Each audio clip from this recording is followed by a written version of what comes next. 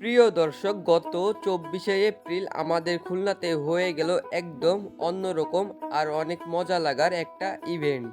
হ্যাঁ গাইস, গত ২৪শে এপ্রিল শুক্রবার আমাদের খুলনাতে হয়ে গেল ভেলা বাইচ। তো গাইস, এই ভেলা বাইচটা হয়েছে আমাদের খুলনা ময়ূর নদীতে। হনেস্টলি বলতে গেলে আমি আমার জীবনে প্রথমবার এমন একটা জিনিস নিজের চোখে দেখলাম।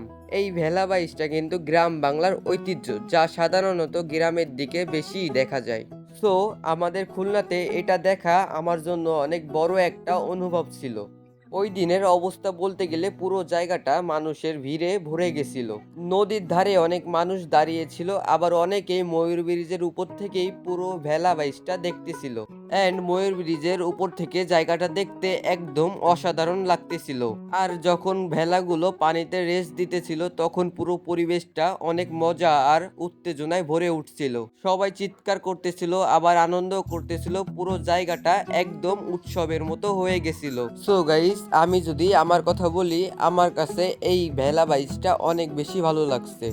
সো গাইস, তোমরা কারা কারা এই ভেলা বাইচটা দেখতে গেছিলা অবশ্যই কমেন্টে বলে যাবা।